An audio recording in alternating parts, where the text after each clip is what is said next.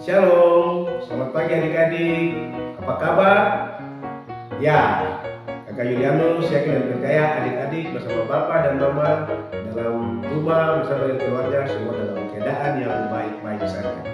Ya, adik-adik sekalian, kembali lagi bersama Kak Yuki di channel YouTube Partai Ketus Amban edisi 22 Oktober tahun 2023. Ya, adik-adik sekalian, kita akan membuka ibadah kita pagi hari ini. Akan mengajak adik-adik semua bangkit berdiri dan kita akan menyanyi satu lagu pujian yang menyatakan hari ini kurasa bahagia.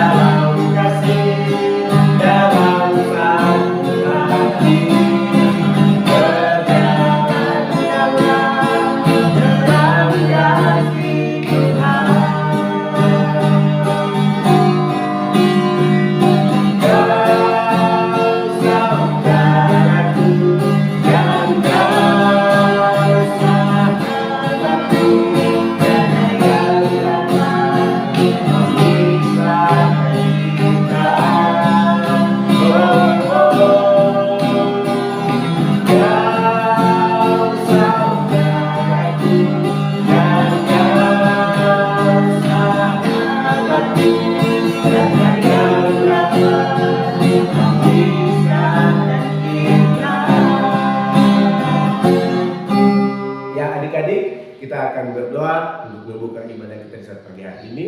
Untuk itu, akan persilakan adik dari kelas anak untuk membawa kita dalam doa pembukaan. Kepada adik, akan persilakan.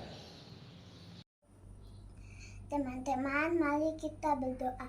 Tuhan Yesus, kami akan mulai dengan sekolah minggu di pagi ini. Sekolah minggu ini kami buka dalam nama Bapa, Putra, dan Roh Kudus. Amin. Terima kasih untuk adik yang sudah membawakan kita dalam doa pembukaan. Ya, adik-adik sekalian masih dalam keadaan berdiri. Kita akan memuji Tuhan dengan dua lagu pujian. Lagu yang pertama, hati-hati gunakan mulutmu, dan lagu yang kedua, Bila yang Baik.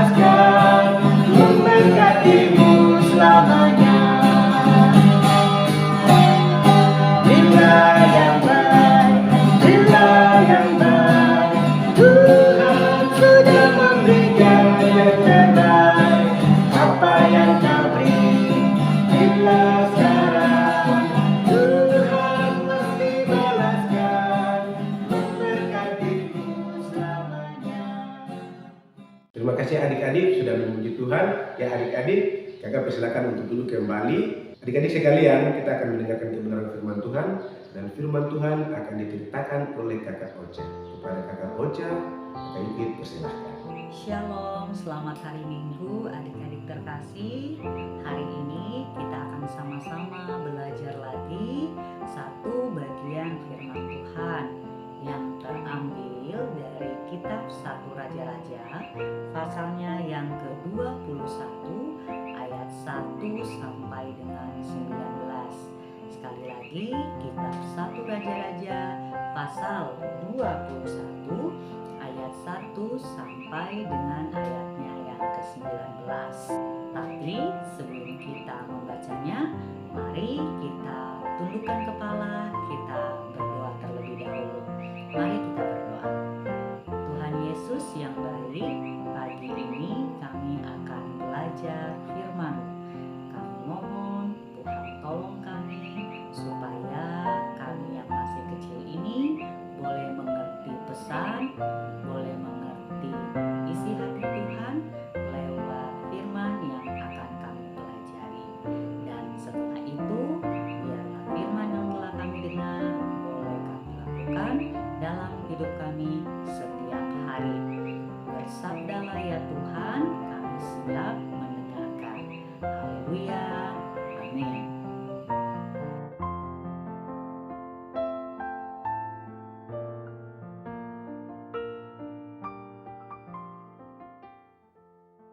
Satu Raja-Raja pasal 21 ayat 1 sampai 19.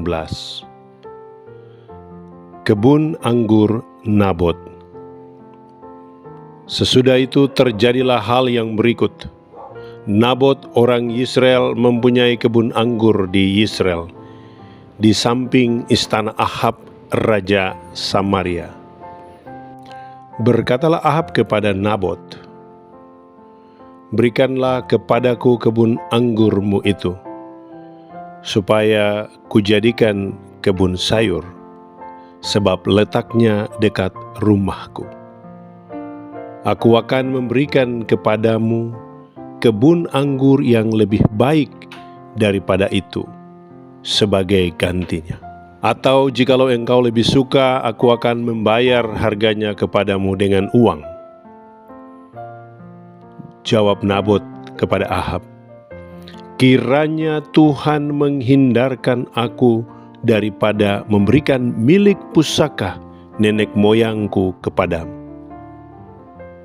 Lalu masuklah Ahab ke dalam istananya dengan kesal hati dan gusar, karena perkataan yang dikatakan Nabot orang Israel itu kepadanya. "Tidak akan kuberikan kepadamu milik pusaka nenek moyangku." Maka berbaringlah ia di tempat tidurnya dan menelungkupkan mukanya dan tidak mau makan. Lalu datanglah Isabel istrinya dan berkata kepadanya, "Apa sebabnya hatimu kesal sehingga engkau tidak makan?"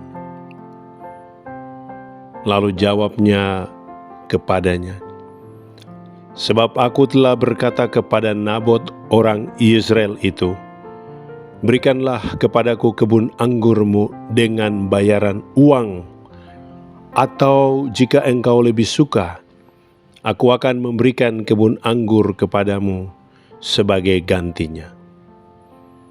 Tetapi sahutnya, "Tidak akan kuberikan kepadamu kebun anggur itu." Kata Isabel istrinya kepadanya, "Bukankah engkau sekarang yang memegang kuasa raja atas Israel? Bangunlah, makanlah, dan biarlah hatimu gembira. Aku akan memberikan kepadamu kebun anggur Nabot orang Israel itu."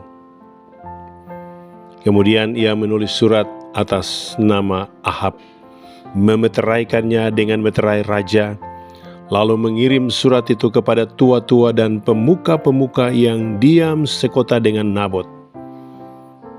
Dalam surat itu ditulisnya demikian,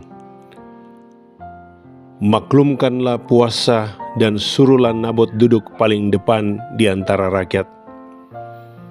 Suruh jugalah 2 orang dursila duduk menghadapinya dan mereka harus naik saksi terhadap dia. dengan mengatakan, "Engkau telah mengutuk Allah dan Raja." Sesudah itu bawalah dia keluar dan lemparilah dia dengan batu sampai mati.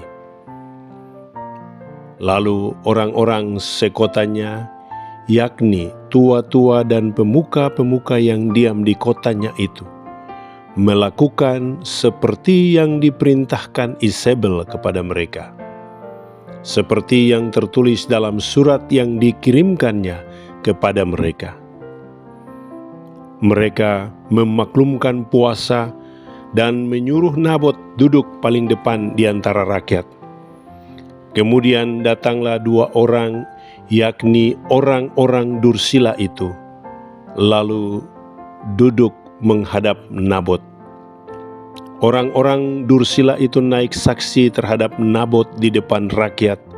Katanya, "Nabot telah mengutuk Allah dan Raja."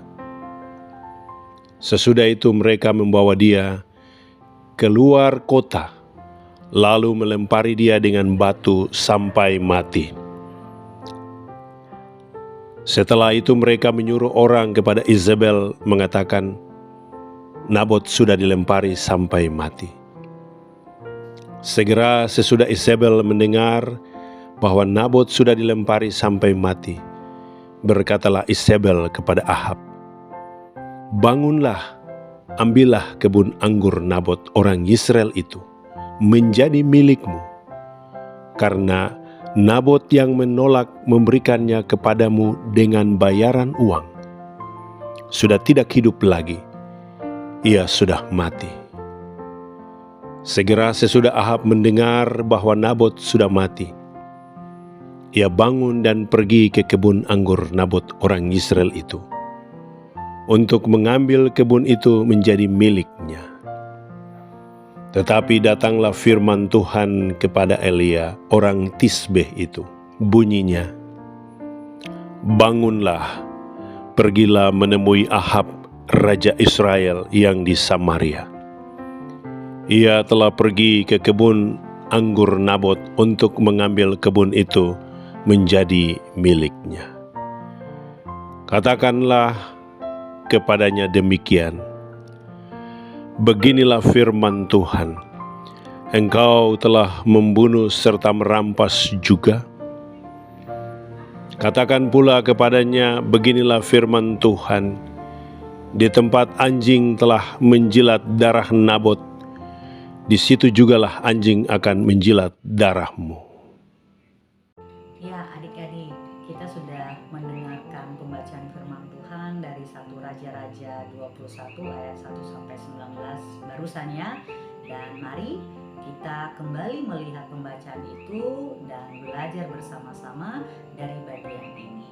Kakak Ocha coba kembali menceritakan secara singkat dari bagian pembacaan firman tadi.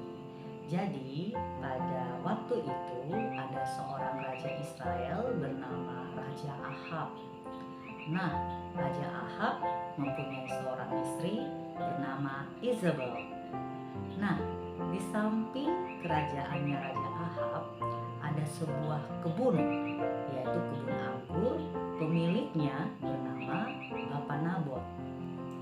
Waktu itu Raja Ahab sangat ingin sekali memiliki kebun anggur milik Nabot. Kemudian ia berkata kepada Nabot bahwa ia mau mengambil kebun anggur milik Nabot dan sebagai gantinya ia akan memberikan kebun yang lain. Kalau Nabot mau, dia bisa membayar kebun itu dengan sejumlah uang. Tapi saat itu Nabot menolak adik-adik karena kata Nabot itu merupakan kebun milik pusaka keturunannya. Wah, setelah mendengar jawaban Nabot, Raja Ahab menjadi kesal karena apa yang dia inginkan tidak dia dapatkan. Kemudian sesampainya di kerajaannya, dia tidak mau makan, dia menelungkupkan muka, sehingga itu membuat istrinya bertanya-tanya, akhirnya berkata kepada Ahab, apa yang menyebabkan sampai dia seperti itu. Kemudian Ahab bercerita bahwa ia ingin memiliki kebun anggur Nabot. Sayangnya Nabot menolak itu. Akhirnya Isabel menyusun sebuah rencana jahat kepada Nabot.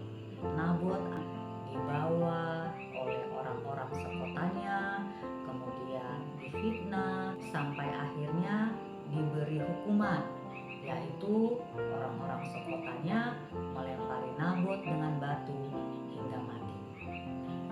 Adik-adik, ternyata apa yang dilakukan oleh Isabel dan juga Raja Ahab itu tidak berkenan di hati Tuhan, sehingga Tuhan memerintahkan Nabi Elia untuk menegur Raja Ahab dan juga Isabel.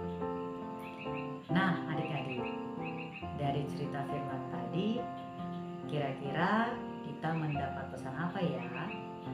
Yang pertama, yaitu kita tidak boleh memaksa orang lain untuk mengikuti kemauan kita, bahkan menggunakan cara-cara yang salah agar mendapatkan apa yang kita peroleh.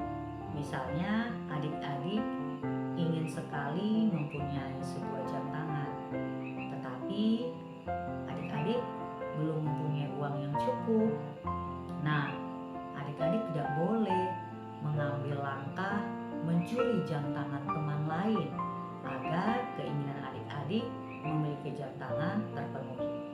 Atau adik-adik ingin mendapatkan nilai yang bagus di ujian, tapi menggunakan cara yang salah, misalnya menyontek atau membuat catatan-catatan kecil supaya bisa dilihat saat ujian. Nah, cara-cara itu adalah cara-cara yang tidak benar. Yang kedua, saat apa yang adik-adik inginkan belum bisa adik-adik dapatkan saat ini, atau belum bisa orang lain atau orang tua berikan itu kepada adik-adik, jangan kecil hati, tetap sabar. Misalnya kayak contoh yang di awal, adik-adik pengen punya jam baru, tetapi uangnya adik-adik belum ada atau belum cukup. Tidak apa-apa adik-adik, adik-adik belajar untuk menyisihkan sedikit uang jajan setiap hari atau menabung uang jajan itu supaya saat uang jajannya sudah semakin banyak bisa digunakan untuk membeli jam baru. Atau saat adik-adik menginginkan nilai yang bagus tetapi sampai sekarang belum mendapatkan nilai yang bagus itu, jangan kecil hati, tetap semangat belajar, tetap rajin belajar, karena apa yang adik-adik lakukan itu pasti akan membuahkan hasil. Ya adik-adik, kita perlu menjadi anak-anak yang jangan memaksakan keinginan kita, jangan memaksa orang lain untuk mengikuti keinginan kita, karena Tuhan Yesus juga telah memberikan contoh kepada kita saat ia bergumul di Taman Getsemani. Dalam doanya dia meminta, ya Bapa, kalau boleh cawan ini lalu daripada aku, cawan ini jangan ku minum. Tetapi Tuhan Yesus tidak memaksa terus-terus kepada Allah Bapa. Di akhir doanya Tuhan Yesus berkata lagi, bukan kehendakku yang jadi, tapi kehendakmu yang jadi. Nah, ini salah satu contoh bahwa Tuhan Yesus yang adalah Tuhan saja tidak pernah memaksakan kehendaknya agar Allah Bapa memenuhinya. Kita sebagai anak-anak Tuhan Yesus juga, mari mencontoh atau meneladani apa yang telah dilakukan Tuhan Yesus. Mari menjadi anak-anak yang tidak memaksakan kehendak kita agar orang lain mengikuti kehendak kita. Atau jangan kita melakukan hal-hal yang tidak baik hanya untuk memenuhi apa yang menjadi keinginan kita. Demikian cerita firman Tuhan kita di hari ini. Tuhan Yesus memberkati. Shalom. Terima kasih Kakak Ocha untuk kebenaran firman Tuhan yang sudah kami dengar bersama. Kiranya kebenaran firman Tuhan yang sudah Kakak Ocha sampaikan kepada adik-adik dan kakak semua diberkati oleh Tuhan. Ya adik-adik sekalian, kita akan meresponi kebenaran firman Tuhan. Kita akan kumpul persembahan. Sambil persembahan dikumpulkan, kita menyanyi lagu yang mengatakan kasih sukacita damai sejahtera.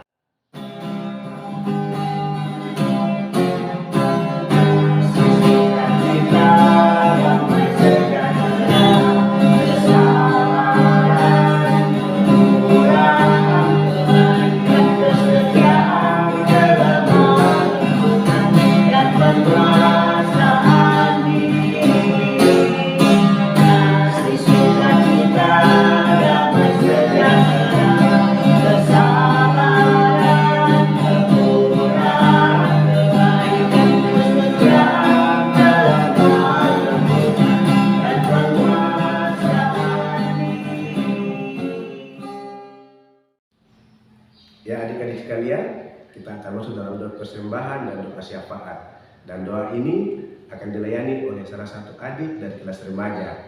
Kepada adik, kakak persilakan. Marilah teman-teman, kita satu dalam doa. Mari kita berdoa.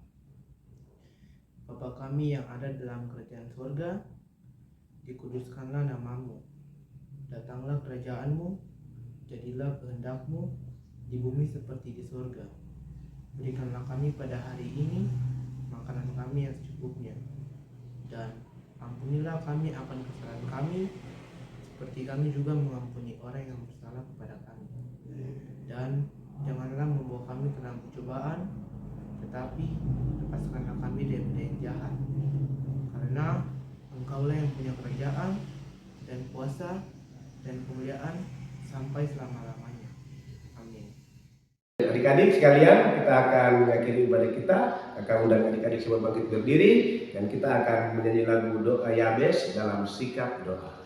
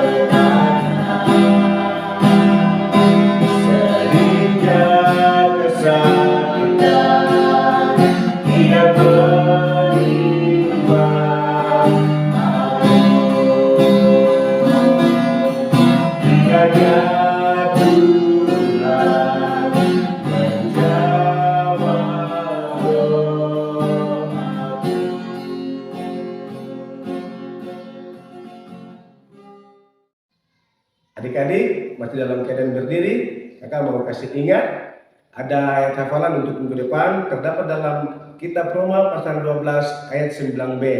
Sekali lagi, Kitab Roma pasal 12 ayat 9b yang berbunyi, jauhilah yang jahat dan lakukanlah yang baik. Ya adik-adik, masih tetap dalam keadaan berdiri, kita akan mengakhiri ibadah kita menyanyi lagu selesai salam minggu, dan di akhir lagu ini kita ucapkan salam Immanuel bersama-sama.